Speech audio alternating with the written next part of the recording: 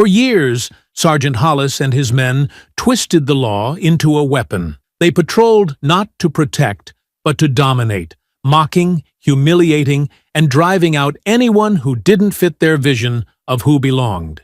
But when they mocked and brutalized a fat black homeowner in front of his wife and daughter, they chose the wrong man. What they could not see, what they never imagined, was that Marcus Reed was a Delta Force commander, forged in combat and unbreakable in spirit. The sneers died on their lips as realization struck. They had provoked a soldier trained for war, and war was exactly what they were about to get. Before we go any further, comment where in the world you are watching from, and make sure to subscribe, because tomorrow's story is one you don't want to miss. Marcus Reed pulled his SUV into the curved driveway of their new two-story colonial home, the late afternoon sun warming the red brick facade. The car's trunk was packed with grocery bags from their first big shopping trip as homeowners.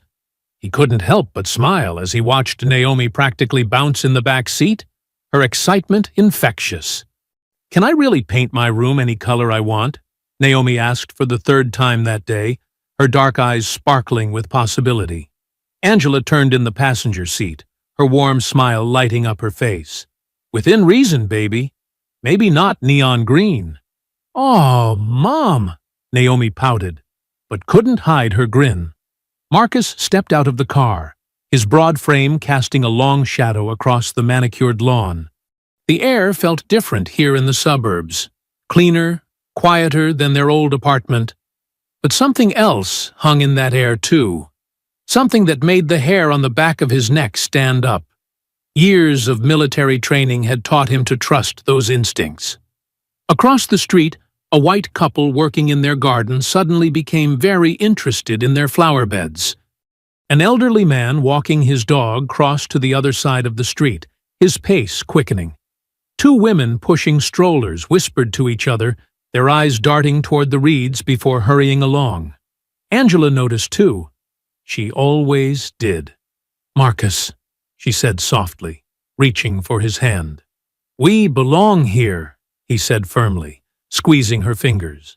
He pulled the deed from his jacket pocket, the paper still crisp and official. "This is our home now." They began unloading groceries, plastic bags rustling as they made trips between the car and the front door. Naomi insisted on carrying the lighter bags, determined to help. "Just think," Angela said, balancing 3 bags on one arm while fumbling with her keys. "No more sharing a bedroom with all your stuffed animals, baby girl." "I'm going to make a reading corner," Naomi declared.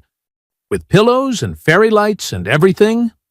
Marcus watched his daughter's enthusiasm, his chest tight with pride and determination. This was why he'd worked so hard, saved every penny, fought through all the extra paperwork, and lost applications. His family deserved this. A home of their own, a safe neighborhood, good schools. The deed felt heavy in his pocket. He'd read it a dozen times, checking and double-checking every detail. The property was theirs, fair and square, no matter how many neighbors pretended not to see them. "Did you see Mrs. Thompson next door?" Angela whispered as they unpacked groceries in the kitchen. "She was watering her plants when we pulled up. The second she saw us, she went inside and closed all her curtains." Marcus placed a protective hand on her shoulder. "Give them time. They'll get used to us." "Dad!" Naomi called from the living room. "Can we get a swing set for the backyard? Jenny at school has one with a slide and everything." "We'll see, Princess," he answered, watching her explore the empty room, testing which floorboards creaked. Her joy made all the suspicious stares worth it. Angela lined up cereal boxes in the pantry, her movements precise but tense. "I just want her to be happy here, to feel welcome." "She will be," Marcus assured her, though his tactical mind was already mapping escape routes, security weak points, potential threats. Old habits died hard. "We all will be." They continued unpacking, their voices echoing in the empty rooms. Naomi ran up and down the stairs, claiming different spots for her toys and books. The house slowly began to feel more like theirs with each item they put away. "Remember our first apartment?" Angela asked, wrapping her arms around Marcus's waist. "That tiny studio with the leaky ceiling?" He chuckled, the sound rumbling in his chest. "And the neighbor who played accordion at 3 a.m.? Look how far we've come," she said softly. Marcus pulled out the deed again, running his fingers over their names printed in black ink. Angela Reed. Marcus Reed. Property owners. Homeowners. The American dream made real through sheer determination and years of sacrifice. "I'm going to check out my room again," Naomi announced, thundering up the stairs. "I need to measure where my bookshelf will go." "Don't run in the house," Angela called after her, but she was smiling. Marcus watched his daughter disappear upstairs, then turned to his wife. "Thank you for believing in this." "In me. Always," Angela replied, reaching up to touch his cheek. "This is our home now. No one can take that from us." They stood together in their new kitchen, surrounded by half-unpacked groceries and endless possibility. The late afternoon light streamed through the windows, painting golden rectangles on the hardwood floors. For a moment, everything felt perfect. Then red and blue lights suddenly flooded the kitchen, harsh and jarring against the warm sunlight. The sound of tires screeching to a halt on their driveway shattered the peace. Multiple car doors slammed in quick succession. Angela's hand found Marcus's arm, gripping tight. "Marcus?" His body tensed, combat instincts kicking in as he assessed the situation. Through the windows, he could see at least 3 police cruisers, their lights painting the neighborhood in alternating crimson and azure. Officers were emerging, hands already on their weapons. "Naomi!" Angela called out, her voice tight with fear. "Come down here, baby, right now!" Their daughter appeared at the top of the stairs, eyes wide. "Mom? Dad? What's happening?" The flashing lights kept pulsing, turning their dream home into a nightmare disco of red and blue. Marcus could see neighbors emerging from their houses, watching the scene unfold with a mixture of curiosity and something that looked disturbingly like satisfaction. Through the window, Marcus watched as 6 officers fanned out across his front yard, their hands hovering near their weapons. Leading them was Sergeant David Hollis, a tall man with cold eyes and graying temples. His posture radiated contempt as he surveyed the house. "Get out here," Hollis's voice boomed across the yard. "All of you, outside, now!" Marcus stepped onto his front porch, Angela close behind him with Naomi clutching her hand. The flashing lights painted their faces in alternating shadows of red and blue. "This is private property," Marcus said firmly, his voice carrying across the yard. "I'm the homeowner." Officer Carter let out a harsh laugh. "Homeowner? Look at this guy, Sarge. Built like a house himself." "More like a warehouse," Briggs added with a snicker, patting his own lean stomach. Hollis's lip curled as he looked Marcus up and down. "This is a restricted neighborhood, boy. Your kind doesn't belong here." The word boy hit Marcus like a physical blow, but he kept his composure. Angela's fingers dug into his arm as neighbors gathered on their lawns to watch. "I have the deed right here," Marcus said, pulling out the document. "We bought this house legally. Everything's in order." Hollis snatched the paper, barely glancing at it, before crumpling it in his fist. This is obviously fake. Probably printed it at the library." "That's ridiculous!" Angela spoke up, her teacher's voice sharp with indignation. "We have every right to be here." Carter stepped closer, leering at Angela. "Pretty uppity for a squatter, aren't you, sweetheart?" "Leave my mom alone!" Naomi shouted, though her voice trembled. Briggs made a show of looking around the yard, probably casing the place for their whole crew. "These people travel in packs, you know." "That's enough," Marcus growled, his military training warring with his need to stay calm. "My family lives here now. Check the records if you don't believe me. Oh, we'll check something all right, Hollis sneered. Carter, Briggs, secure the suspects. They're trespassing on private property. Everything happened at once. Carter grabbed Angela, slamming her face down against the hood of the nearest police car. Briggs shoved Naomi roughly aside, sending her stumbling onto the grass. Two other officers rushed Marcus, driving their knees into his back as they forced him to the ground. The concrete scraped Marcus's cheek as they ground his face into the driveway. One officer dug his knee harder into Marcus's spine, while another twisted his arm behind his back with unnecessary force. "Stop resisting!" Carter shouted, though Marcus hadn't moved. "Please!" Angela cried out, as they cuffed her hands behind her back. "Our daughter is watching!" Hollis walked over to where Marcus lay pinned. "Not so big now, are you? Should have known your place." Something inside Marcus snapped. Years of Delta Force training took over. He exploded upward, throwing off the officers like rag dolls. His elbow caught one in the throat, sending him stumbling backward, gasping for air. The other reached for his taser, but Marcus was faster. He grabbed the officer's wrist, twisting until bones cracked.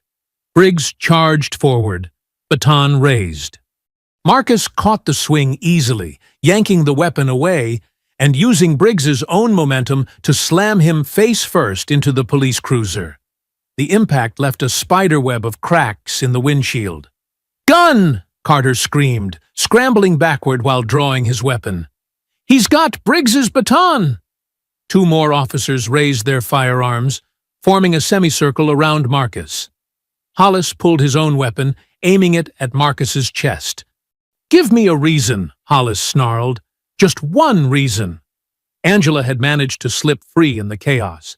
She ran to Naomi, wrapping her arms around their daughter and pulling her close. "Marcus, please, think of Naomi." Blood trickled down Marcus's face from where they'd ground it into the concrete. His chest heaved as he stood in a fighting stance, surrounded by drawn weapons. The taste of copper filled his mouth, mixing with the bitter rage that threatened to overwhelm him. "You want to shoot me?" Marcus's voice was deadly calm. "In front of my wife and daughter? In front of all these witnesses?" Neighbors had their phones out now, recording everything. Hollis noticed too, his eyes darting between the gathering crowd and Marcus. "Drop the baton," Hollis ordered, tightening his grip on his gun. "On your knees, hands behind your head." Marcus's military training screamed at him to press the advantage. He could disarm at least two of them before they got a shot off.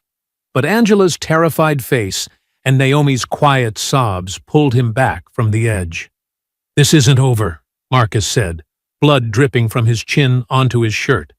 "Oh, it's just beginning," Hollis promised, his voice thick with menace. The standoff stretched taut as a tripwire, neither side willing to back down. Red and blue lights continued to flash, casting wild shadows across the scene of violence that had erupted on what should have been a peaceful suburban street. The tension exploded into chaos as Carter lunged forward, his face twisted with rage. His fist caught Angela across the jaw with a sickening crack, sending her sprawling against the wooden porch steps. Blood trickled from her split lip as she crumpled to the ground. "Mom!" Naomi's scream pierced the night air. Another officer grabbed for her, meaty fingers closing around her small arm. Marcus's world went red. The careful restraint he'd been clinging to shattered like glass. His body moved with fluid precision, muscle memory from countless missions taking over. Carter barely had time to register the blur of movement before Marcus's fist connected with his sternum, driving the air from his lungs. The screen door splintered as Marcus drove Carter through it, head first. The metal frame twisted and bent, and Carter's body went limp as he crashed onto the porch in a shower of torn mesh and broken wood. Briggs fumbled for his holster, eyes wide with panic. Marcus closed the distance in 2 steps, catching the officer's gun hand and wrenching it backward. The sharp crack of breaking bone cut through the chaos, followed by Briggs's high-pitched scream. His gun clattered uselessly to the ground as he clutched his mangled arm. Jesus Christ! Another officer charged forward, nightstick raised. Marcus caught the swing easily, using the man's momentum to drive him face first into the porch railing. Wood splintered on impact, and the officer slumped to the ground, blood streaming from his broken nose. They kept coming, and Marcus kept moving. His size belied his speed, each movement precise, each strike devastating. An elbow to a throat here, a knee to a kidney there. Bodies dropped around him like autumn leaves, the yard filling with groaning officers clutching various broken parts. The laughter and racist taunts had died away, replaced by grunts of pain and shocked whispers.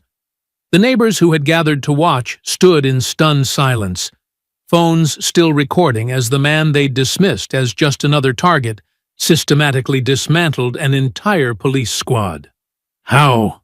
Carter wheezed from his position on the porch, blood streaming from his nose and split lip. You're just a fat... He coughed, spitting red onto the wooden boards. How can you move like that? Marcus stood in the center of the carnage, chest heaving. His knuckles were split and bleeding, his shirt torn at the shoulder. But his eyes remained sharp, focused, scanning for the next threat, even as the remaining officers backed away. This is impossible, Briggs moaned, cradling his broken arm. Nobody fights like this. Nobody! Hollis had retreated to his cruiser, gun still drawn but hands visibly shaking. The contempt in his eyes had been replaced by something else. Fear. Marcus reached slowly into his back pocket, movements deliberate. Several officers flinched, expecting another attack. Instead, he pulled out his wallet and removed a worn ID card. You wanted to know who I am? His voice carried across the suddenly quiet yard. He held up the ID, letting the porch light catch the distinctive insignia. Commander Marcus Reed, Delta Force, retired. The silence that followed was deafening. One of the officers, who had been reaching for his taser, let his hand drop limply to his side. Another took an involuntary step backward. Delta! Carter's voice cracked as he tried to push himself up from the splintered remains of the screen door. You're... Impossible, Hollis whispered, but the tremor in his voice betrayed his cracking confidence. The man they'd dismissed as an easy target, had mocked for his size, was one of the most highly trained soldiers in the world. Marcus moved to Angela's side, helping her gently to her feet. She leaned against him, touching her split lip with trembling fingers. Naomi ran to them both, wrapping her arms around their waists and burying her face against Marcus's shirt. Still want to question my papers? Marcus's voice was deadly calm as he stared down Hollis. Still want to tell me I don't belong here? The officers, who could still stand, had backed away to their cruisers, leaving their injured colleagues scattered across the yard and porch. The neighbors continued filming, their phones capturing every moment of the shocking revelation. Carter tried to crawl toward his dropped weapon, but his arms gave out, and he collapsed back onto the porch boards with a wet cough. Briggs had curled into a fetal position, whimpering softly as he clutched his shattered arm. Hollis's voice faltered as he looked at his broken men, then back at Marcus. The Delta Force ID still gleamed in the artificial light, a damning testament to their catastrophic mistake. This isn't what? Marcus's quiet question carried more menace than any shout. Isn't going according to plan? Isn't the outcome you expected when you decided to terrorize my family?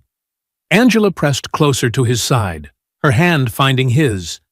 Blood from her split lip had stained the collar of her shirt, but her eyes burned with the same defiant fire as her husband's. Naomi looked up at them both, her young face tear-streaked but determined. The porch light cast harsh shadows across the scene, broken bodies, splintered wood, and at the center, a family standing unbroken. The Delta Force insignia catching the light like a promise of retribution to come. The morning sun cast long shadows across the driveway as Marcus loaded empty paint cans into his truck. The front porch still bore the scars of last night's violence, splintered wood, torn screen mesh, and dark stains that wouldn't wash away easily. "I'll be back in an hour," he called to Angela, who stood in the doorway with an ice pack pressed against her swollen lip.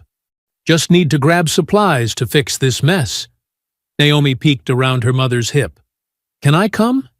Marcus shook his head gently. "Not this time, baby. Stay with your mama."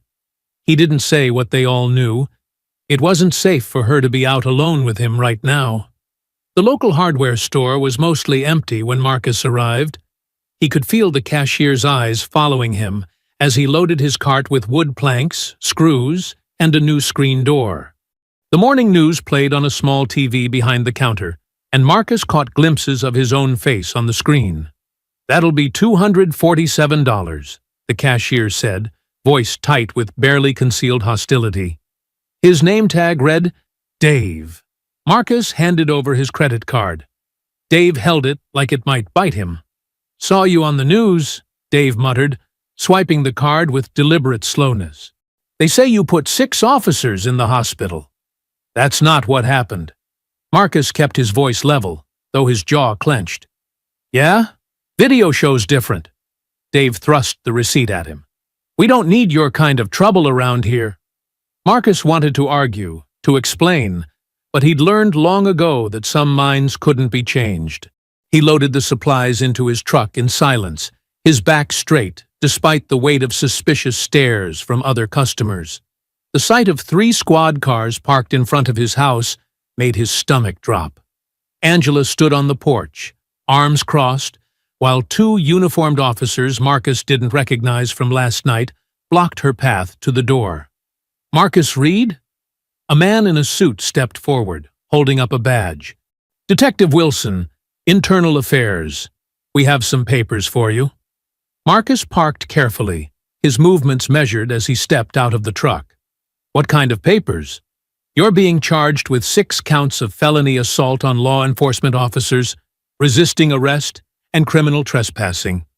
Wilson's tone was clipped, professional. "We have witness statements confirming you attacked officers without provocation during a routine property check." "Without provocation?" Angela's voice cracked with disbelief. "They attacked us! We have proof! The neighbors were filming everything!" Wilson's smile didn't reach his eyes. "No videos have been submitted to evidence. In fact, several witnesses state you were combative from the start, refusing lawful commands and initiating violence." Marcus's hands curled into fists as he read through the charges. His military record, his decorated service. None of it mattered. They'd twisted everything, painting him as a dangerous criminal who had to be stopped. "The news is saying awful things, Dad." Naomi appeared in the doorway, her phone clutched in her hand. "They're calling you a thug. Jenny at school said her mom told her you tried to kill those officers." Marcus's heart clenched at the hurt in his daughter's voice. He opened his phone's browser, and there it was. "Violent ex-military member assaults police during routine stop." The article described him as unstable and dangerous, questioning how someone with his violent tendencies had been allowed to serve in Delta Force. "This is insane," Angela said, moving to stand beside him. "We had at least 10 different neighbors recording. There's no way all that footage just disappeared." "I suggest you get a good lawyer," Wilson said, already turning away. "Your arraignment is scheduled for next week. Until then, stay in the county." He paused, looking back with cold eyes. "And pray none of those officers die from their injuries." The squad cars pulled away, leaving Marcus standing in his driveway, holding papers that could destroy everything he'd built. The hardware store supplies sat untouched in his truck, the broken porch now the least of his problems. Throughout the day, more news stories appeared. Each one painted a darker picture, suggesting his military service had left him mentally unstable, questioning his right to own the property, even hinting at drug use based on anonymous sources. Naomi came home from school in tears. "Nobody will talk to me," she sobbed into Angela's shoulder. "They're saying we're criminals, that we stole this house." Marcus watched his family hurting and felt helpless for the first time since leaving the service. He could handle physical threats, but this was different. They were using the system itself against him, twisting the truth until his very presence became a crime. The phone rang just after midnight. Marcus answered, expecting his lawyer. "Leave the house." The voice was electronically distorted, emotionless.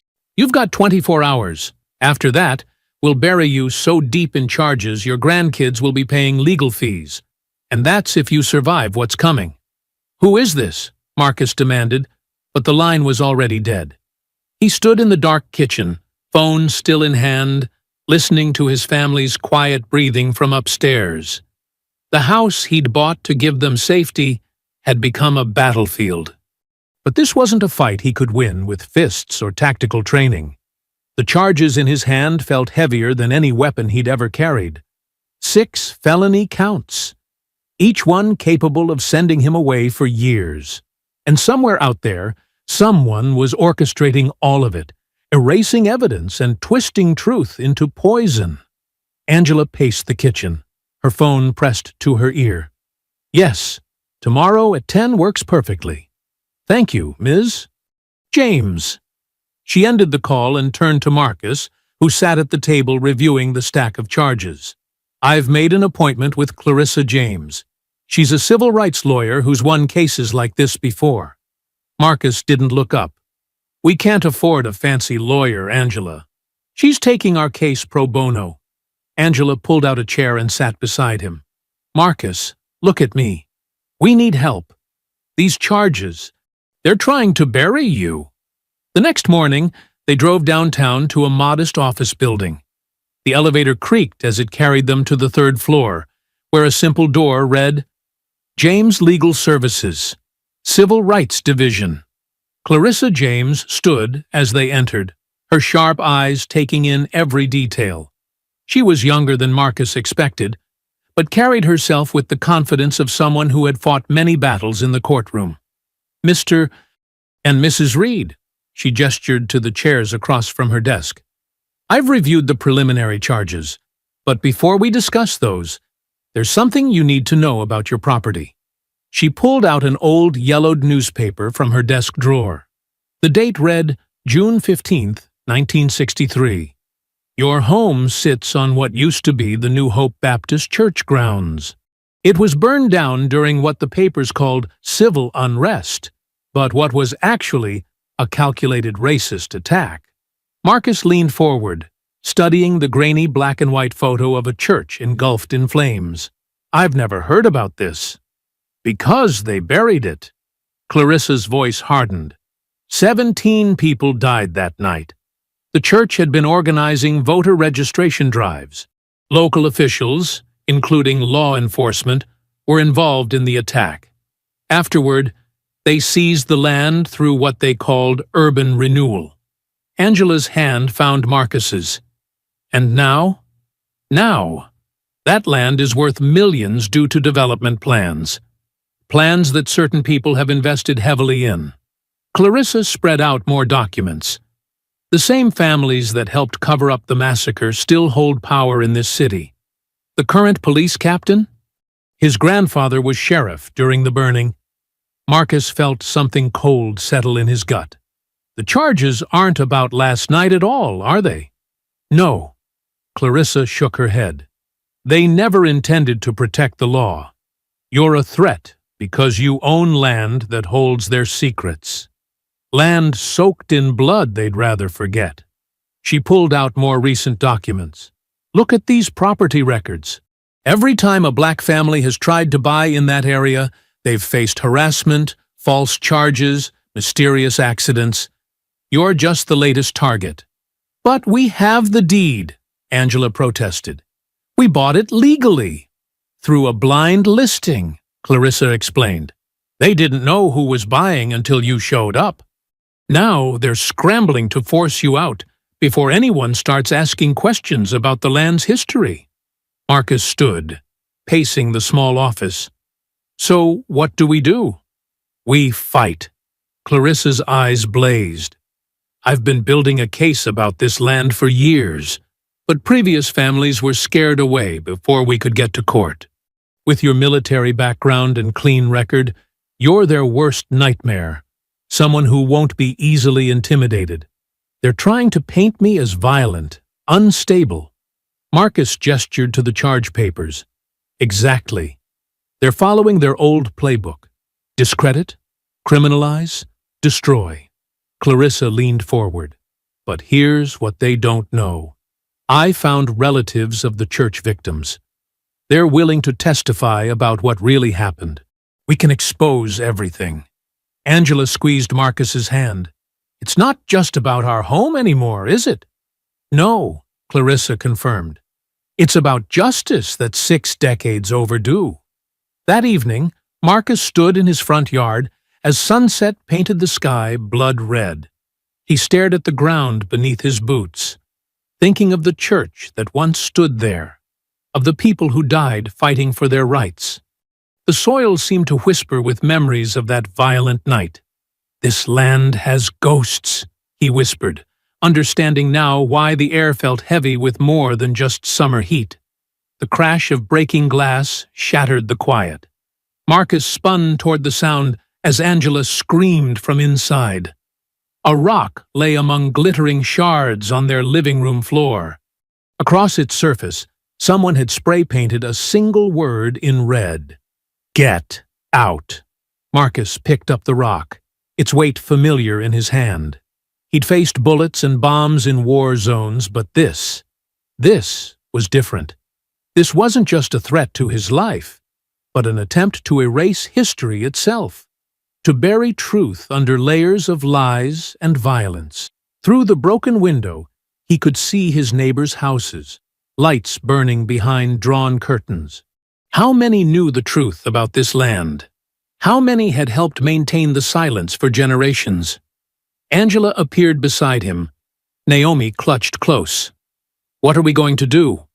Marcus turned the rock over in his hands, the spray paint still wet enough to stain his fingers red. In the distance, a police siren wailed, but he knew they wouldn't come. Not to help anyway. They were part of a system designed to keep certain stories buried, certain people in their place. The next morning's sun revealed an ugly surprise. Thick black letters marred the white garage door. Go home, outsider. The paint was still tacky, done sometime before dawn. Marcus stood in his driveway, fists clenched, studying each hateful letter. Naomi pressed against Angela's side, her small fingers gripping her mother's shirt. Why do they keep doing this, Mom? Before Angela could answer, police sirens wailed. 2 cruisers pulled up, Officers Hollis and Carter stepping out with smug grins. They made a show of examining the garage door, exchanging knowing looks. Probably did it himself, Hollis announced loudly. These types always want to play victim. Carter snickered. Yeah, spray painting your own house for sympathy? Pretty desperate. Marcus kept his voice steady, though anger burned in his chest. You going to take a report, or just stand there making accusations? Report? Hollis pulled out his notepad with exaggerated slowness. Sure thing. Let's see. Suspect description matches homeowner. Approximately 6 feet tall, heavy-set black male. That's enough. Angela stepped forward, shielding Naomi. Our daughter has to see this hatred every day. You're supposed to protect and serve. Carter's grin widened. Serve? Oh, we're serving something, all right. Serving notice that you folks might want to consider moving somewhere more appropriate. Marcus felt his military training kick in, the calm focus before combat. You threatening my family, officer? Threatening? Hollis raised his eyebrows in mock surprise. Just offering friendly advice. Shame if something happened to that pretty little girl of yours at school. Kids can be so cruel. Angela pulled Naomi closer, her face pale with fury. Get off our property. Public sidewalk, ma'am. Carter tapped his badge. We go where we want. They lingered another 15 minutes, making notes and laughing, before finally driving away. Marcus immediately pulled out his phone to document everything, including their badge numbers. I need to get Naomi to school, Angela said quietly. Then I have to teach. Marcus nodded, but worry gnawed at him. Their daughter hadn't said a word since the officers arrived. His concern proved justified. 3 hours later, his phone rang. Angela calling from the school. You need to come, she said, her voice tight with tears. Now. He found them in the guidance counselor's office. Naomi sat curled in a chair, tears streaming down her face. A crude drawing had been taped to her locker, stick figures of her family being hung from a tree. The other kids, she hiccuped between sobs, they said we deserve it, that we're dirty and don't belong here. Marcus knelt before his daughter, gathering her small hands in his. Listen to me, baby. You are beautiful. You are strong. You belong anywhere you want to be. But why do they hate us? Naomi's voice cracked. We didn't do anything wrong. Angela started to respond, but her phone buzzed. She stepped into the hallway to answer it. When she returned, her face was ashen. That was the principal, she said flatly. My contract is being terminated, effective immediately. What? Marcus stood. They can't do that. Apparently, they've received numerous parental complaints about my aggressive attitude and inappropriate political views in the classroom. Angela's laugh was bitter. Translation, I wouldn't stay quiet while they tormented our daughter. Naomi's sobs grew louder.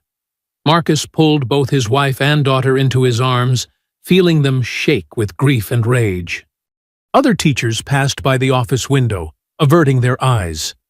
Later that night, after finally getting Naomi to sleep, Marcus and Angela sat at their kitchen table.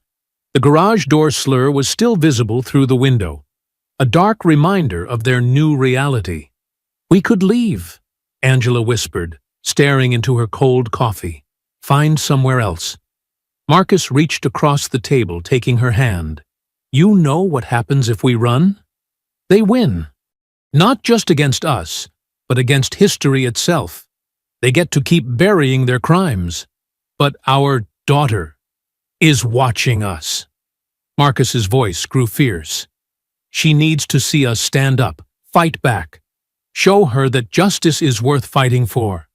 Angela studied their joined hands. I'm scared, Marcus. Not of them, but of losing you. These people, they have power, connections. They could destroy everything we've built. Marcus stood, pulling Angela into his arms. Through the window, he could see police cars creeping past their house again, a constant reminder of the forces aligned against them. Let me tell you something about power, he said softly. Real power isn't about badges or money or who your grandfather was. Real power is standing your ground when everything tells you to run. Real power is fighting for what's right, even when it costs you everything. Angela pressed her face into his chest. They're trying to break us. Then they picked the wrong family. Marcus's voice hardened with determination. You think I survived Delta Force training, fought in 3 war zones, just to let some racist cops and corrupt politicians drive us from our home? They want to erase history? We'll shine a light so bright they can't hide anymore. Angela pulled back, searching his face. What are you going to do? Marcus's jaw set in a hard line. They want a war? He looked at the garage door, the broken window, thought of Naomi's tears and Angela's lost job. They picked the wrong man. Marcus sat in his darkened home office, surrounded by screens showing camera feeds from around the house. He'd installed them strategically. Doorbell camera, garage angles, hidden units in trees. Every approach was covered. The footage played in real time, casting a blue glow across his face as he logged the patrol patterns. "Third pass tonight," he muttered, noting the timestamp as another cruiser rolled by. Their headlights swept across his walls before fading into darkness. His phone buzzed. Jorge calling. "Got those records you asked for," Jorge said without greeting. "You're not going to like what I found." Marcus leaned back in his chair. "Hit me." Pulled land deeds going back 50 years. That whole neighborhood used to be owned by black families. Church, too. After the '64 massacre, properties started changing hands for almost nothing. 10, 20 cents on the dollar. Forced sales? More like fabricated sales. Found cases where owners signed over deeds while they were verifiably dead or in jail. Police reports from the time show a pattern. Harassment, arrests on bogus charges, mysterious fires. Sound familiar? Marcus watched another patrol car creep past. History repeating itself. "Gets worse," Jorge continued. "Traced the money. Shell companies bought up everything, then sat on it for decades. Now they're flipping to developers for millions. Guess who owns shares in those companies? City officials? Bingo. Police pension fund, too. Half the department's retirement depends on that land staying quiet. And white." Marcus rubbed his temples. "That's why they're so desperate to push us out. We're not just neighbors they don't want. We're threats to their retirement. Your house, specifically," Jorge added. "It sits on what used to be the church property. If anyone starts digging into that history, their whole scheme falls apart." Marcus pulled up the property records on his computer. "Send me everything you found. I need proof. Already encrypted and headed your way." "But Marcus," Jorge paused. "These people killed to keep this quiet before. They'll do it again." "I know. That's why I'm gathering evidence." Marcus clicked through his camera feeds. Been tracking their movements, photographing every interaction, building a case they can't bury. Smart, but be careful who you trust. That politician you mentioned? Found his name on some interesting documents? Marcus leaned forward. "Which ones? Development permits? Rezoning applications? He's been fast-tracking everything, overriding historical preservation laws. Gets a nice consulting fee for his trouble." A movement on one of the screens caught Marcus's attention. A patrol car parked down the block, lights off. Officer Carter stepped out, checking his phone. "Got to go," Marcus said. "Carter's up to something." He ended the call and grabbed his gear. Small camera, night vision monocular, radio scanner. Years of military surveillance had taught him how to move unseen, how to track targets without being spotted. Carter walked to Joe's Diner 2 blocks away. Marcus followed, staying in shadows, using parked cars for cover. Through the diner's windows, he saw Carter slide into a booth across from a well-dressed man, City Councilman Davidson. Marcus positioned himself near a partially open window, setting up his camera. The diner was mostly empty, their voices carrying clearly. "This is taking too long," Davidson said, stirring his coffee. "The developers are getting nervous." Carter leaned forward. "We're applying pressure." His wife lost her job. Kids being isolated at school. Standard procedure. Not good enough. That land needs to be clear by end of quarter. The longer he stays, the more chance someone starts asking questions about the original owners. "What about an accident?" Carter suggested. "House fire, maybe? Insurance would pay him off. Everyone wins." Davidson shook his head. "Too risky. He's not some random family. Ex-military, connections. We need him to leave voluntarily." "Then let us handle it our way," Carter insisted. "We'll push him out, just like the others." Marcus's hands tightened on the camera. He'd suspected corruption, but hearing it so casually discussed made his blood boil. These men saw his family as an inconvenience, his home as an obstacle to their profits. He photographed their meeting, recorded their conversation. Every piece of evidence strengthened the case he was building, but it also confirmed what he'd feared. This wasn't random harassment. It was a coordinated campaign, backed by people with power and resources. As Carter and Davidson finished their meeting, Marcus slipped away, moving through back alleys until he reached home. He uploaded the new evidence to his secure server, then sent copies to Jorge. Checking his cameras again, Marcus watched more patrol cars circle his block. They thought they were hunting him, wearing him down. But he was the one gathering intelligence, documenting their moves, building a case that would expose decades of corruption. Let them watch, he thought. Let them think they had the upper hand. He'd learned in Delta Force that the best way to defeat a powerful enemy was to let them underestimate you while you studied their weaknesses. A message from Jorge popped up. Got the files. This is big, Marcus. Could take down half the city government. Good, Marcus typed back. Keep digging. I want every connection, every dirty deal. He looked at the photo of his family on his desk. Angela's proud smile, Naomi's innocent joy. They deserve to live without fear, to build a future without shadows of the past threatening to swallow them. Another patrol car rolled by, slower this time. Marcus didn't flinch from the spotlight that swept across his window. Let them come, he thought. Let them scheme and threaten. He had truth on his side, and he knew from experience. Truth was the deadliest weapon against corrupt power. Marcus pulled into his driveway well past midnight, muscles aching from hours of surveillance. The house was dark except for the kitchen light. Angela always left it on when he worked late. He killed the engine, savoring the quiet moment before heading inside to his family. Movement caught his eye, shadows shifting between parked cars. His combat instincts screamed danger. Before he could react, dark figures emerged from all sides. 5 men in black masks, tactical gear. Not random thugs. Their movement showed training. Should have taken the hint, Reed, one growled, voice muffled behind his mask. Marcus stayed in the car, mind racing through options. They'd positioned themselves to cut off escape routes. 2 carried pistols, 3 had batons. Their stance suggested police or military background. Last chance to walk away, Marcus warned, his voice steady despite the adrenaline flooding his system.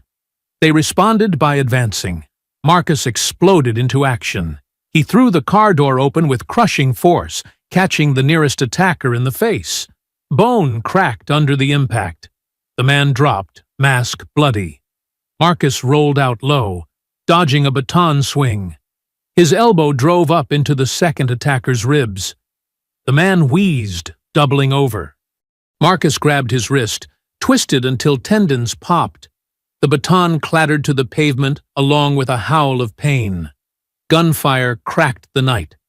Marcus dove behind his car as bullets punched through metal. Glass shattered, raining across the driveway.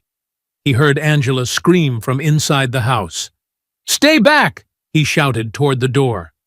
The last thing he needed was his family in the crossfire.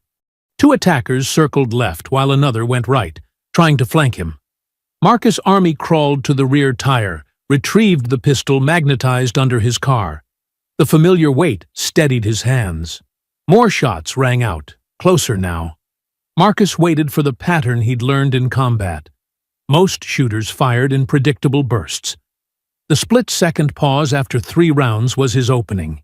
He pivoted around the trunk, squeezing off 2 precise shots. The first struck a knee, dropping 1 gunman. The second hit center mass, throwing another backward into the bushes. The remaining attacker fired wildly, shattering the car windows above Marcus's head. He rolled under the spray of bullets, came up inside the man's guard. His fist crushed the attacker's throat. As the man gagged and stumbled, Marcus stripped the gun from his grasp. Tires screeched at the end of the block, a getaway vehicle. The two injured attackers scrambled toward it, dragging their unconscious partner. Marcus raised both pistols, aiming not at the men, but at their escape route. 4 rapid shots punctured the vehicle's tires. The van slewed sideways, scraping against parked cars before grinding to a halt. The driver gunned the engine, but the rims only sparked against asphalt. "Marcus!" Angela's voice cracked with fear. She stood in the doorway, Naomi crying behind her.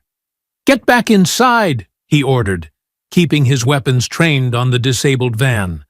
But the fight was over. The attackers piled into another vehicle that roared up, leaving their first van abandoned. Marcus maintained his combat stance until the sound of engines faded. Only then did he lower his guns, chest heaving. Blood trickled from cuts on his face and arms. His knuckles were raw, body aching from impacts he'd barely registered during the fight. Angela ran to him, her hands trembling as she touched his wounds. "Oh God, Marcus! What's happening to us?" He pulled her close, feeling her heart race against his chest. Over her shoulder, he saw Naomi watching from the doorway, eyes wide with fear no child should know. "They're not done," he whispered, holding his wife tighter. Red and blue lights began pulsing in the distance. Neighbors had called the police. But Marcus knew they'd find nothing useful. The attackers had been too professional, too well equipped. This wasn't random violence. It was a message. He guided Angela toward the house, where Naomi rushed into their arms. The girl buried her face against him, shoulders shaking with silent sobs. Marcus stroked her hair, rage building in his chest. They'd brought violence to his home, terrorized his family. That wasn't something he could forgive. "Inside," he said softly. "We need to clean up before the police arrive." Angela nodded, understanding. They couldn't trust the authorities, not when the attackers moved like law enforcement. She led Naomi to the kitchen, while Marcus quickly gathered shell casings and other evidence. He'd analyze them later, add them to his growing case file. Sirens grew louder as he did a final sweep of the driveway. His military training cataloged details automatically. Impact patterns, blood spots, bullet trajectories. Every piece told a story, and he'd use that story to identify his attackers. Glass crunched under his boots as he walked to the porch. The house he'd bought for his family's security now bore the scars of violence. Broken windows, bullet holes, blood stains. But the walls still stood. They hadn't driven him out. Marcus touched the deed in his pocket. The paper that proved this land was his. The document that threatened decades of corruption. They wanted him gone because he represented something bigger than one family. He represented truth buried in blood-soaked soil, justice delayed, but not forgotten. The first police cruiser rounded the corner. Marcus straightened his shoulders, mind already formulating the careful statement he'd give. He couldn't show how much he really knew, how much evidence he'd gathered. Let them think this was just another random attack. Behind him, Angela called his name softly. He turned to see his wife and daughter framed in the doorway, their faces showing equal measures of fear and determination. This was what he was fighting for. Not just a house, but their right to live without fear, to stand their ground against those who would erase them. The shaky cell phone footage filled the screen. Masked men attacking Marcus in his driveway, the brutal efficiency of his defense, the spray of gunfire. Clarissa James sat back in her office chair, a satisfied smile playing across her lips as she watched the video spread across social media. 3 million views in 2 hours, she told Marcus over the phone. The independent media is having a field day with this. Those thugs didn't know you had security cameras installed. How bad is the backlash? Marcus asked, pacing in his living room. Against you? Minimal. The footage is clear. You defended yourself against armed attackers. But the police department? They're drowning. People are asking why trained men in tactical gear were trying to kill a homeowner. Outside the Reed house, news vans lined the street. Reporters clutched microphones, hoping for a statement. Marcus watched them through the window blinds, remembering similar media circuses from his military days. The online comments are overwhelmingly supportive, Clarissa continued. People are connecting the dots. Your initial arrest, Angela losing her job. Now this attack. It's painting a picture of systematic harassment. Angela joined Marcus at the window, wrapping her arms around his waist. Channel 7 wants an interview, she said. So does the Tribune. Marcus shook his head. Not yet. Let the footage speak for itself. The story exploded throughout the day. Social media filled with clips of the attack, analysts breaking down Marcus's combat techniques, conspiracy theorists connecting it to historical land grabs. By evening, protesters gathered outside City Hall, carrying signs reading, "Justice for the Reeds" and "Stop Police Terror." Mrs. Jenkins arrived as the sun set, clutching a worn leather photo album. Her hands trembled as she sat at the Reeds' kitchen table. "I've held on to these for decades," she said, carefully opening the album. "Wasn't sure I'd ever have cause to share them." The photos were old, edges yellowed with age. They showed a proud brick church surrounded by a black community. Children playing, Sunday services, family gatherings. Then came darker images, the church in flames, men in white hoods watching it burn, bodies in the street. "My daddy took these," Mrs. Jenkins explained, voice thick with emotion. "He knew someday we'd need proof. The newspapers never reported it. Police claimed the church burned itself down. Seen teen people died that night." Angela covered her mouth, tears welling in her eyes. "This happened here? On this land?" Mrs. Jenkins nodded. "Right where your house stands. They buried the truth, along with our people. Sold the land to developers once enough time passed. But some of us remembered." Marcus studied the photos intently, his jaw tight. "Clarissa needs to see these." "Already called her," Mrs. Jenkins said. "She's bringing a photographer to document everything. The press is hungry for this story now, all those years of corruption coming to light." As if on cue, Marcus's phone buzzed with a text from Clarissa. Major news networks picking up the story. City officials refusing to comment. Police chief calling emergency meeting. Outside, the crowd of protesters had grown. Their chants echoed through the neighborhood. No more cover-ups, no more fear. Angela watched from the kitchen window as more people arrived, many carrying candles. "The whole city's watching now," she said softly. "They can't keep pretending this isn't happening." Mrs. Jenkins patted her hand. "Sometimes the truth needs a little help breaking free. Your husband's fight brought it all to the surface." Marcus's phone kept buzzing. Journalists, activists, even politicians seeking comments. He ignored them all, focused on the historical photos. Each image was a piece of evidence, a brick in the wall of truth they were building. "The land records Jorge found," he said suddenly. "They'll match the dates on these photos. We can prove the city seized this property illegally after the massacre." Clarissa arrived an hour later, a professional photographer in tow. She moved like a whirlwind, documenting everything, cross-referencing dates and names. Her eyes gleamed with the thrill of the hunt. "This is it," she declared. "The smoking gun. We can prove decades of institutional corruption, all leading to the attacks on your family. The city's house of cards is about to collapse." Through the window, they could see news helicopters circling overhead. The protest had swelled to fill the street. People of all races stood together, demanding answers, demanding justice. Angela hugged Marcus from behind, resting her head against his broad back. "Maybe we can win this," she whispered. "Maybe all this pain means something." He covered her hands with his, drawing strength from her touch.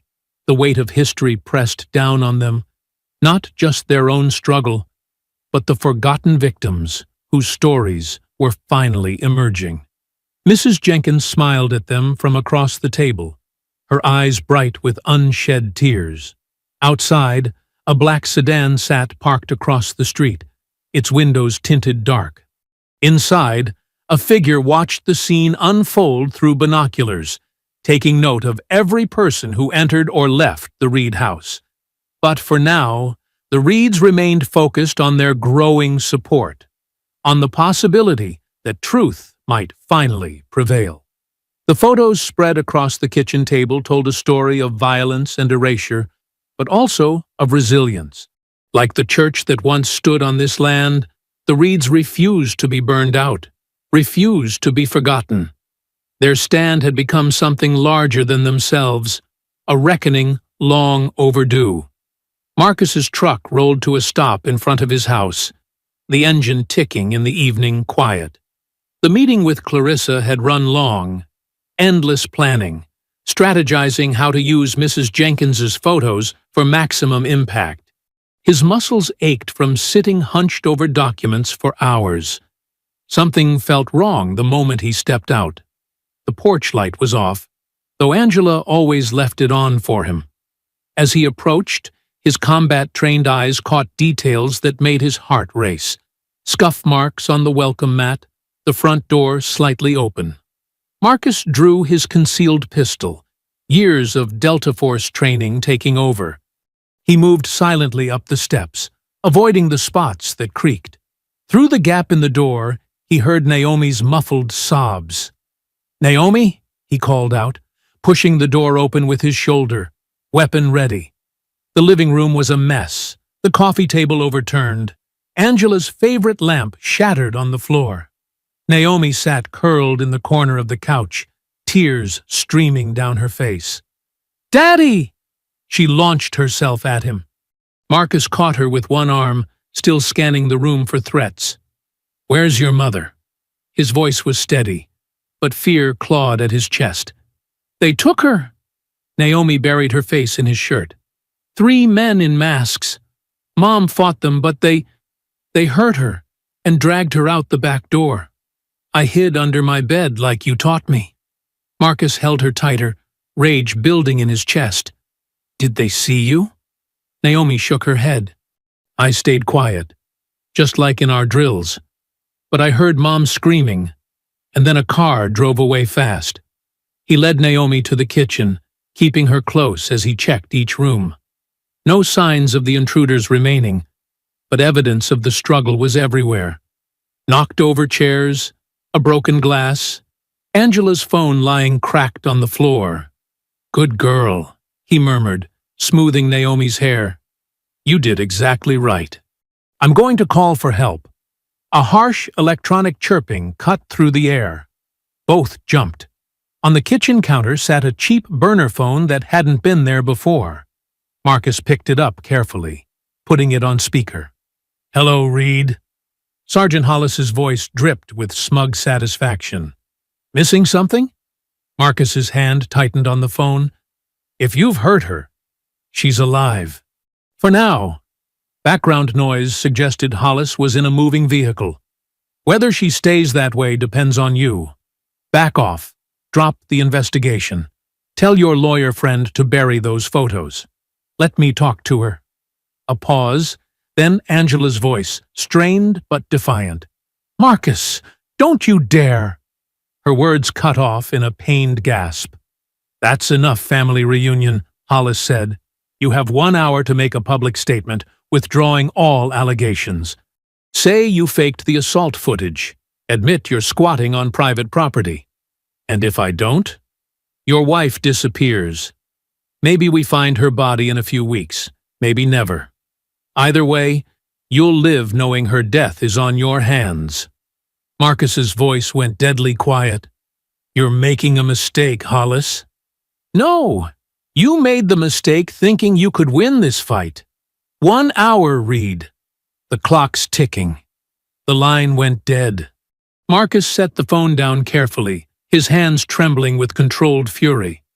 Naomi pressed against him, sniffling. Are they going to kill Mom? Marcus knelt, taking her small hands in his.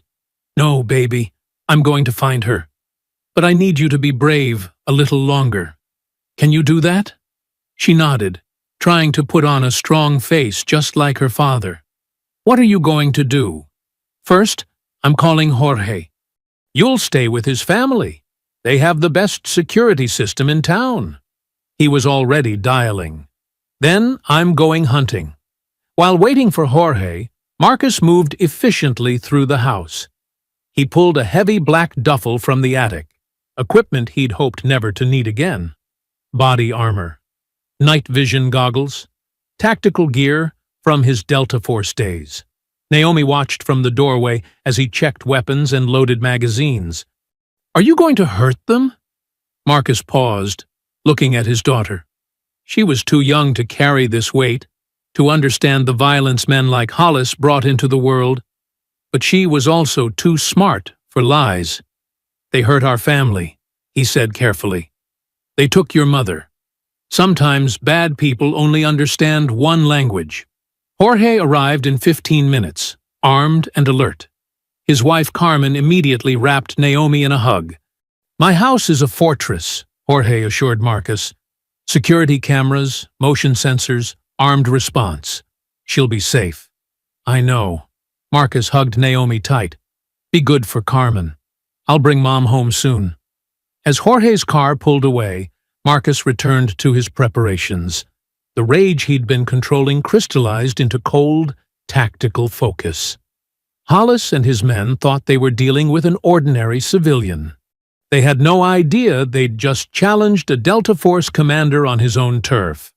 He knelt in the kitchen, holding Angela's broken phone, remembering her smile that morning. The familiar weight of combat gear settled onto his body like a second skin. In his mind, he was already mapping infiltration routes, analyzing enemy positions, preparing for war. They've just signed their death warrant, he whispered to the empty house. The words weren't a threat or a promise. They were simply fact. These men had taken his wife, terrorized his daughter, and now they would learn why Delta Force operators were feared worldwide. The hour Hollis gave him ticked away, but Marcus made no move to comply. Instead, he finished his preparations in methodical silence. They wanted him to bend, to break. Instead, they'd awakened something far more dangerous than they could imagine. Mrs. Jenkins opened her door before Marcus could knock, as if she'd been waiting. Her eyes were sharp with worry in the porch light. I heard what happened, she said, ushering them inside. Naomi, baby, I've got fresh cookies in the kitchen. Marcus watched his daughter trudge toward the warm, cinnamon-scented kitchen. The usual bounce in her step was gone, replaced by the heavy weight of fear. Mrs. Jenkins touched his arm. I've got cameras on every corner of this house, she said quietly. Motion sensors, too. Been adding security since the riots in '92. Nobody's getting near her. Thank you. Marcus's voice was rough. I need to know she's safe while you raise hell? Mrs. Jenkins's eyes flashed. Good. It's about time somebody did. This land's seen too much pain already. In the kitchen, Naomi picked at a chocolate chip cookie, her usual sweet tooth subdued by worry. Marcus knelt beside her chair. Remember what I taught you about staying safe? He asked. Naomi nodded. Stay away from windows. Keep my phone on. Don't answer the door for anyone but you or Jorge.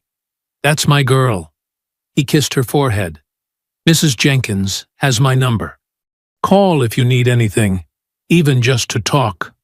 Will you find Mom tonight? Marcus hesitated. He wouldn't lie to her. I'm going to try, but it might take time to do it right. Just bring her back. Naomi's voice wavered. I don't care how long it takes. Headlights swept across the front windows, Jorge's SUV pulling up. Marcus hugged Naomi one last time, breathing in the familiar scent of her hair. Be brave, baby girl. I love you. Love you too, Daddy. Mrs. Jenkins walked him to the door. Those men think they can keep doing this forever, she said. Show them they're wrong. Marcus nodded grimly. They won't touch another family after tonight. Outside, Jorge was already unloading gear from his trunk. The ex-Delta operator moved with practiced efficiency, passing Marcus a heavy tactical vest. Level 4 plates, Jorge said. We'll stop anything short of a rifle round. Got your old kit, too. Night vision, comms, the works. They moved into Mrs. Jenkins's garage, laying equipment on a workbench. Jorge spread out a hand-drawn map. I've got 3 possible locations where they might be holding Angela, he said, tapping points with a calloused finger. Old warehouse complex by the river. Lots of abandoned buildings, perfect for keeping someone quiet. Police training facility on the outskirts, restricted access, but they've got holding cells, and this condemned church property they use for SWAT drills. Marcus studied the map, mind working through tactical approaches. What's your intel source? Remember Bobby from the unit? He's private security now. Does contract work with the department. Says there's been unusual activity at all 3 sites tonight. Patrol cars coming and going, lights on when buildings should be empty. Jorge laid out more gear, suppressed pistols, extra magazines, combat knives, zip ties. Everything they'd need for a quiet infiltration. But his movements were tense, worried. Marcus. Jorge paused, hand on a rifle case. These aren't insurgents in some mountain cave. They're cops. Maybe dirty ones, but still cops. You go in hot, there's no coming back. Best case, you spend life in prison. Worst case? They killed my career once, Marcus said, checking the action on a pistol. Tried to destroy my family. Now they've taken my wife. What would you do? Jorge was quiet for a long moment. Same thing. But you need to understand. You go in there, you might not come back. Marcus loaded a magazine, the clicks sharp in the garage's silence. I don't need to. Angela does. At least let me come with you. 2-man team, just like the old days. No. Marcus was firm. I need you here, watching Naomi. If something goes wrong. He didn't finish the thought. Jorge nodded slowly. All right, but I'm running Overwatch from here. Radio contact the whole time. You need backup? I'm 15 minutes out. They spent the next hour going over equipment and plans. Marcus stripped down his tactical vest, keeping only essential gear. Speed and stealth would be critical. Jorge helped him adjust the night vision mount, check radio frequencies, tape down anything that might rattle. Bobby said the warehouse complex has the most activity, Jorge reported, studying his phone. 3 unmarked cars arrived in the last hour. Could be our best bet. Marcus agreed. The location made sense. Isolated, multiple escape routes, easy to control access. He'd start there, then move to the other sites if needed. What's your timeline? Jorge asked. I'll recon the warehouse first. Look for signs of Angela. If she's there, I'll wait until their guard drops, probably early morning. Hit them when they're tired. Sluggish. Jorge handed him a burner phone. Encrypted. Use it if you need to call in cavalry. I've got some old unit contacts on standby, guys who owe us favors. Marcus tucked the phone away, then began his final equipment check. The familiar routine centered him, pushing away emotion in favor of cold precision. Pistol cleaned and loaded. Spare magazines secured. Knife edge honed to razor sharpness. Each piece of gear tested and positioned for silent, efficient access. Jorge watched him work, recognition in his eyes. This wasn't Marcus, the family man, anymore. This was Commander Reed, the officer who'd led them through 100 dangerous missions. Remember your training, Jorge said quietly. Mind like water. Let it flow around obstacles. I remember. Marcus slid the knife into his boot sheath. "Keep my daughter safe. With my life." Jorge clasped his shoulder. "Good hunting, brother." Marcus stepped out into the darkness, feeling the night air against his face. Somewhere out there, Angela was waiting, and the men who took her were about to learn why Delta Force operators were considered among the deadliest warriors on Earth. The warehouse loomed against the night sky, a hulking mass of corroded metal and broken windows. Marcus crouched in the shadows of a defunct loading dock, studying the building through his night vision goggles. 2 guards patrolled the perimeter, sloppy, predictable routes that spoke of overconfidence. They weren't military, just cops playing soldier. He'd been watching for 3 hours now, mapping their patterns. The East Guard smoked every 40 minutes, always in the same spot behind a dumpster. The West Guard was lazy, cutting corners off his route to check his phone. Inside, lights showed movement on the 2nd floor. At least 4 more hostiles, probably more. Jorge's voice crackled in his earpiece. "Security cameras on the north and west corners. Looking for blind spots." "Copy." Marcus kept his voice barely above a whisper. "Any sign of Angela?" "Movement in a 2nd-floor office. Someone tied to a chair. Can't confirm identity from this angle." Marcus's jaw tightened. The thought of Angela bound, afraid, made his hands itch for violence, but he forced the emotion down, letting tactical training take over. Emotion got you killed. Precision kept you alive. The East Guard wandered toward his smoking spot, right on schedule. Marcus moved, a shadow among shadows, years of infiltration experience guiding each silent step. The guard lit his cigarette, exhaling smoke into the cool night air. He never heard Marcus approach. The garrote wire slipped around the guard's throat with practiced ease. Marcus yanked back hard, cutting off both airway and blood flow. The guard tried to struggle, but Marcus had him locked in position, arms pinned.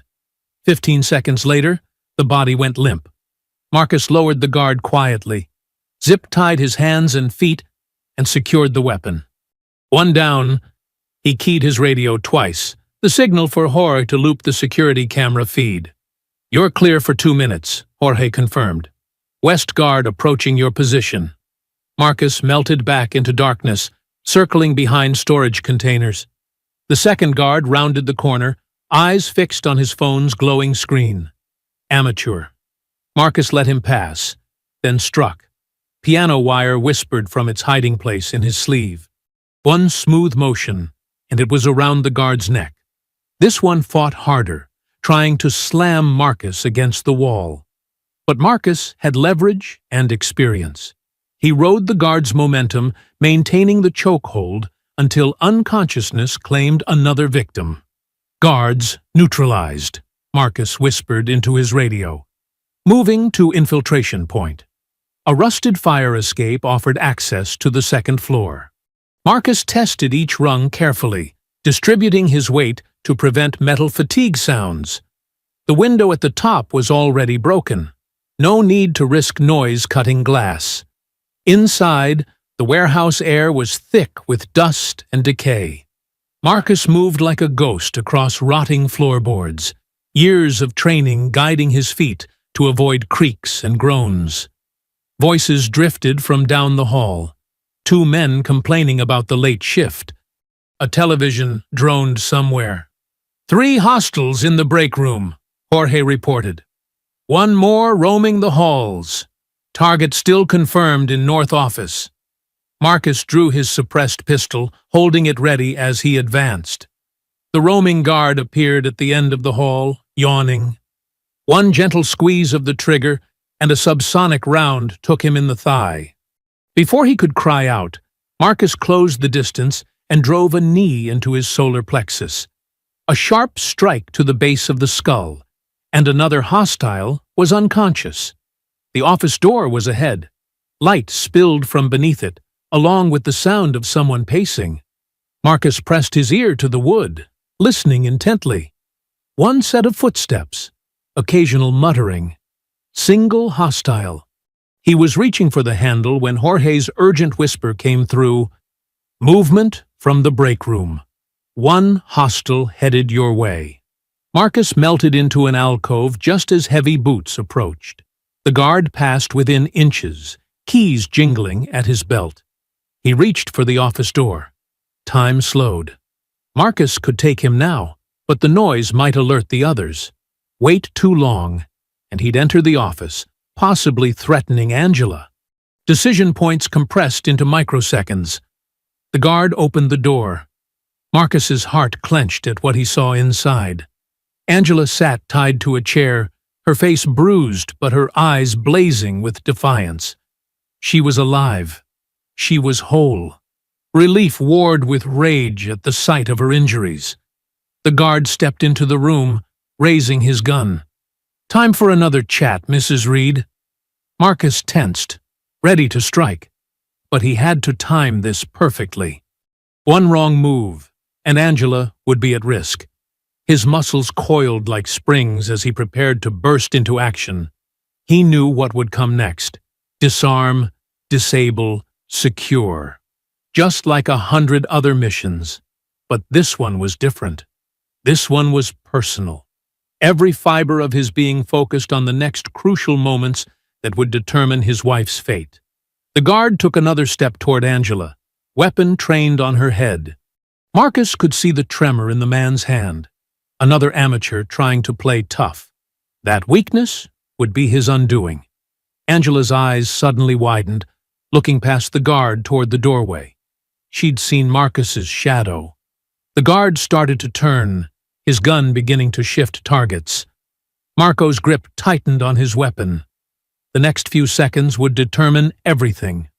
Marcus exploded into motion. The guard barely had time to register the shadow behind him before Marcus's hand clamped down on his gun arm. In one savage twist, bone cracked like dry wood.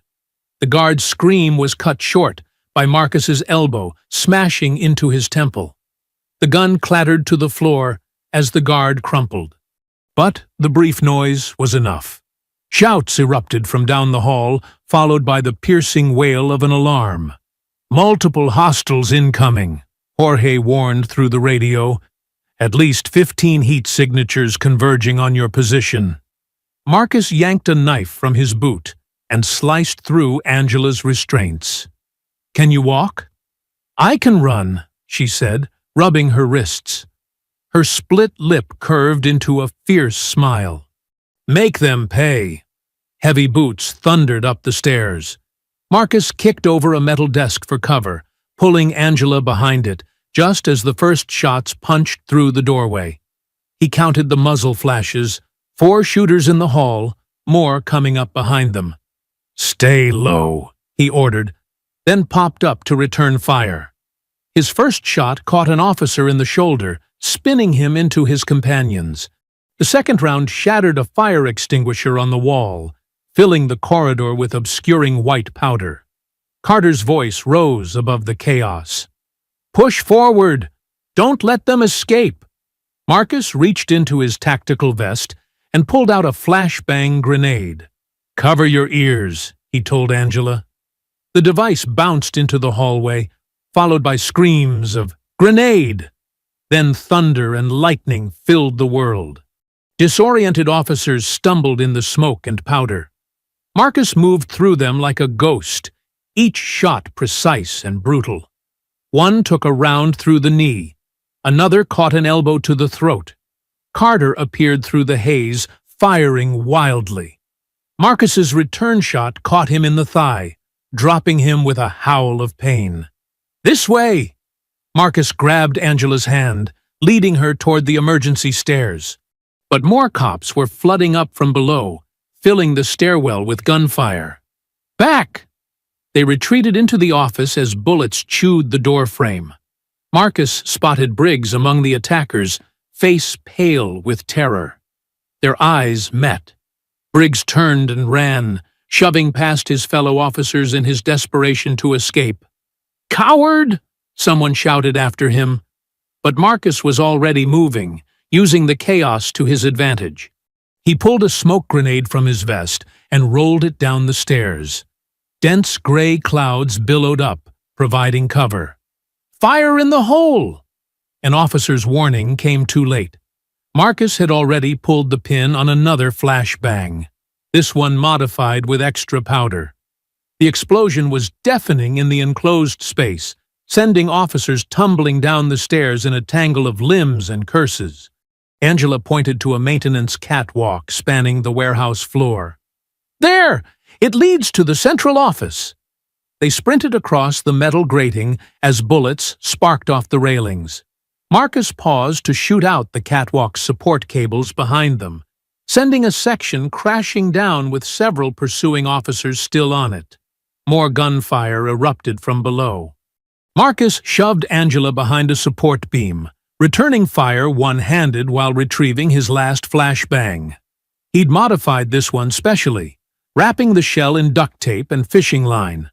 As shots peppered their position, he tied the grenade to a fallen piece of catwalk. "When I say now, run for that office," he told Angela. She nodded, eyes hard with determination. Marcus swung the makeshift pendulum, letting it build momentum. When the line of officers below grouped up for a push, he released it. The flashbang arced through the air, detonating at head height in a thunderous explosion that sent them scattering. "Now!" They sprinted the final stretch as chaos erupted below. Someone had knocked over a barrel of industrial solvent, spreading flames across the warehouse floor. Smoke began to fill the building as ammunition cooked off in the heat. They reached the central office door, heavy oak with reinforced hinges. Inside, they could hear Hollis's voice. "Burn the files! All of it!" Marcus checked his magazine. 3 rounds left. He could hear sirens in the distance. Real police would be arriving soon. But Hollis was inside with evidence that could expose decades of corruption. They couldn't let him destroy it. The door was likely rigged or guarded. A frontal assault would be suicide. But Marcus spotted an air vent above the frame, large enough to drop a flashbang through. If they timed it right. Angela seemed to read his mind. She pulled a small mirror from her pocket, the kind women keep in purses, and slid it under the door crack. Marcus peered at the reflection. Hollis stood by a desk, pressing a gun to a briefcase while feeding documents into a shredder. 2 other men worked frantically to burn files in a metal trash can. The evidence was disappearing by the second. They had to move now. Marcus retrieved his final flashbang, calculating angles in his head. The vent would provide the perfect entry point, but timing would be crucial. One mistake, and Hollis might shoot the briefcase, destroying their best chance at justice. Somewhere in the burning warehouse below, Carter was still screaming in pain. The sprinkler system activated, sending water cascading through the smoke. Steam began to fill the upper level as Marcus prepared for the final breach. He met Angela's eyes, saw the same determination there that burned in his own heart. Whatever came next, they would face it together. Marcus raised the flashbang, ready to end this fight once and for all. Marcus braced himself, then kicked the vent cover loose. The flashbang dropped through, but before it could detonate, Hollis's mocking voice rang out. "I know you're out there, Reed. Come face what's coming to you like a man." Marcus hesitated, finger on the trigger mechanism. Angela touched his arm and shook her head. Hollis would be expecting the flashbang now. "Your wife wants to see you," Hollis called. "Don't keep her waiting." Marcus's jaw clenched. He'd have to change tactics. Keeping his voice steady, he responded, "Open the door, Hollis. Let's talk." "That's more like it." Keys jingled, and the heavy door swung open. The scene inside made Marcus's blood boil.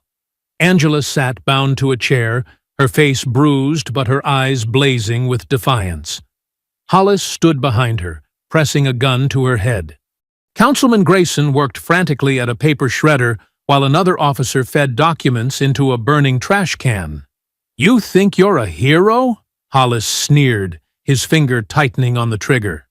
You're just another dead black man. Drop your weapon. Marcus slowly placed his gun on the floor, his other hand sliding behind his back where his phone was already streaming. Jorge had set up the connection. Everything happening now was broadcasting live to thousands of viewers. The mighty Delta Force commander, Hollis continued, reduced to breaking into private property. What would your military buddies think? They'd wonder why a police sergeant is helping cover up a massacre, Marcus replied, his voice carrying clearly for the stream. How many families did you drive out, Hollis? How many homes did you steal? Shut up! Hollis pressed the gun harder against Angela's temple. You don't know anything. I know your grandfather led the mob that burned down that church. I know you and Grayson have been running this scam for years, using cops to terrorize black families, then flipping their properties for profit. Grayson's hands froze over the shredder. Hollis, shut him up! But Marcus kept talking, making sure every word was captured by the stream. The massacre, the land theft, the corruption. It's all documented in that briefcase. That's why you're so desperate to destroy it. I said shut up! Hollis's face had turned purple with rage. That's when Marcus made his move.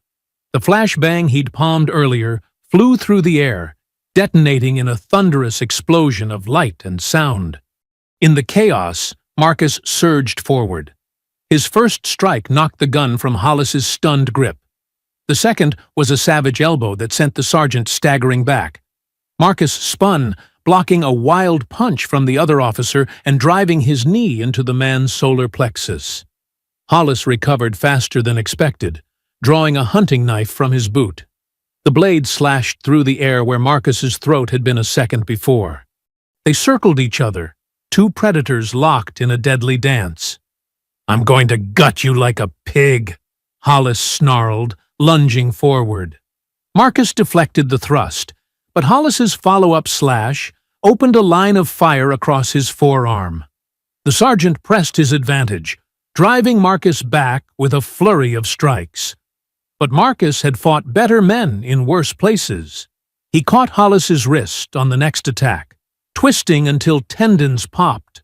The knife clattered to the floor. Before Hollis could recover, Marcus's head snapped forward, crushing the sergeant's nose in a spray of blood. Movement caught his eye, Grayson reaching for a pistol on the desk. Marcus snatched up Hollis's dropped knife and threw it in one fluid motion. The blade sank deep into the councilman's shoulder, pinning him to the wall with a scream of pain. Hollis tried to tackle Marcus from behind, but years of hand-to-hand combat had honed the veteran's instincts. He shifted his weight, using Hollis's momentum to slam him face first into the metal filing cabinet. Before the sergeant could recover, Marcus drove his knee into the man's kidney, then wrapped an arm around his throat in a crushing hold. The whole city is watching. Marcus growled in Hollis's ear as the sergeant thrashed helplessly. They're seeing exactly who you are. Blood poured from Hollis's broken nose as he gasped for air. You can't prove. Check his phone, Angela called out, having worked one hand free from her restraints. He's streaming everything. Hollis's eyes widened with sudden understanding. His struggles became desperate, but Marcus's grip was unbreakable. The sergeant's face turned purple, then began to go slack as unconsciousness took him. Marcus released the hold, letting Hollis crumple to the floor. He retrieved his gun and trained it on Grayson, who still hung pinned to the wall by the knife in his shoulder. The briefcase, Marcus ordered. Slide it over. You're making a mistake, Grayson wheezed. We can make a deal. The sound of splintering wood cut him off as federal agents crashed through the door, weapons raised. FBI. Everybody down! Marcus raised his hands, keeping his movements slow and deliberate. The evidence is in that briefcase, he told the lead agent, and the whole takedown was streamed live. Hollis lay bleeding on the floor, his words slurring as agents cuffed him. You're dead, Reed. You hear me? Dead. But his threats were drowned out by the sound of justice finally arriving. As Angela wrapped her arms around Marcus, he could hear helicopters circling outside, their spotlights illuminating the truth that could no longer be buried. The warehouse had become a war zone of justice served, with Hollis's broken body and Grayson's pathetic whimpers serving as testament to the power of one man's refusal to back down. The evidence was safe, the corruption exposed, and the whole world had watched it happen in real time. Days after the warehouse takedown, Marcus stood with Angela and Naomi in front of their TV, watching the news unfold. The morning light filtered through their newly repaired windows as helicopter footage showed a line of police officers being led out of the precinct in handcuffs. 17 officers arrested in connection with the decades-long corruption scandal, the reporter announced. The camera zoomed in on Hollis's bruised face as federal agents guided him into a waiting vehicle. His nose was still swollen from Marcus's headbutt. "Look at him now," Angela said, her arm around Naomi's shoulders. "Not so tough without his badge and gun." The footage cut to Councilman Grayson's perp walk. His tailored suit couldn't hide the bandage bulging under his shoulder where Marcus's knife had struck. Protesters lined the street, their signs demanding justice and accountability. Some carried enlarged photos of the burned church and its congregation, faces that had been hidden from history for too long. The documents recovered from Councilman Grayson's briefcase detail a systematic campaign of intimidation and property theft dating back to the 1960s massacre, the reporter continued. Federal prosecutors are calling it one of the largest civil rights conspiracies ever uncovered. Clarissa James appeared on screen, surrounded by reporters on the courthouse steps. Her voice rang with triumph. Today proves that justice cannot be buried.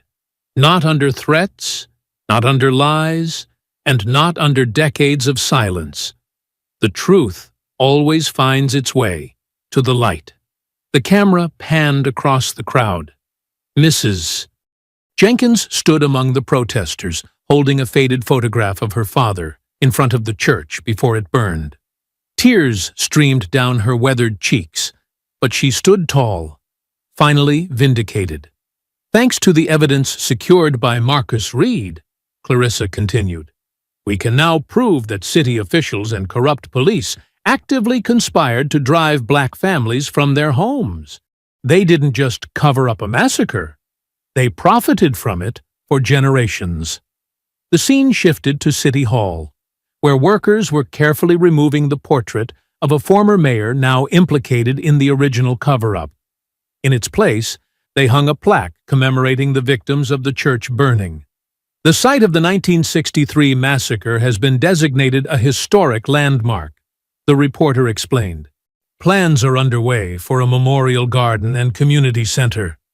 The Reed family home, which became ground zero for exposing the conspiracy, will remain as a symbol of resistance against systemic racism. Marcus muted the TV as a knock sounded at their door. Angela opened it to find Jorge grinning on their porch, holding a massive pot of his grandmother's pozole. "Thought you might be hungry," he said, stepping inside. "Abuela insisted on making enough for an army."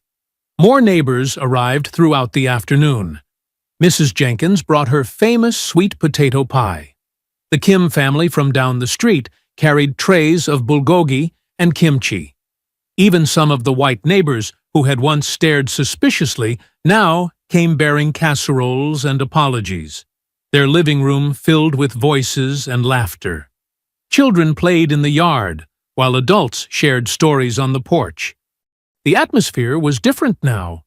No more fearful glances or hushed whispers. This was what community should look like. As the sun began to set, Marcus found himself standing on his front steps, watching the golden light paint the neighborhood in warm hues. Angela leaned against his shoulder, while Naomi sat on the porch rail, swinging her legs. "Look, Daddy," Naomi said, pointing to where more neighbors were walking up their driveway with covered dishes. "They're not scared of us anymore." "They never should have been, baby," Angela replied softly. Fear is what those men used to control people. But that's over now. Marcus watched as black, white, Latino, and Asian families mingled in his yard, sharing food and conversation. Children chased each other across the grass where he had once fought for his life. The place that had been meant to break them had instead become a symbol of healing. Mrs. Jenkins approached, carrying a framed black and white photograph. "I want you to have this," she said, handing it to Marcus. "It's the only picture I have of the church before they burned it." The photo showed a proud brick building with stained glass windows, its steps crowded with Sunday worshippers in their finest clothes. Marcus recognized the determined look in their eyes, the same defiance he'd seen in his own family's faces during their darkest moments. "My daddy used to say that sacred ground never loses its power, Mrs." Jenkins continued, her voice thick with emotion. "Maybe that's why you ended up here. Maybe those old souls knew you'd be the one to finally bring their story to light." Naomi touched the photograph gently. "They can't erase us anymore." "Can they, Daddy?" Marcus pulled his daughter close, feeling Angela's arms wrap around them both. The setting sun painted their shadows long across the porch, 3 figures standing tall and unafraid on land that had been reclaimed by truth. "Not ever again, baby," he whispered, his voice carrying the weight of both promise and prayer.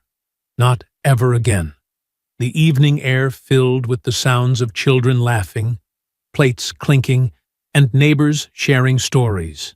Where hatred had once tried to divide, love was slowly rebuilding. Where lies had sought to bury history, truth now bloomed like flowers breaking through concrete. The Reeds stood together on their porch, watching their community heal. They had fought for more than just a house. They had fought for home in its deepest sense. A place where all people could stand in dignity, where the past was honored, and where justice finally found its voice. I hope you enjoyed that story. Please share it with your friends and subscribe so that you do not miss out on the next one. In the meantime, I have handpicked 2 stories for you that I think you will enjoy. Have a great day.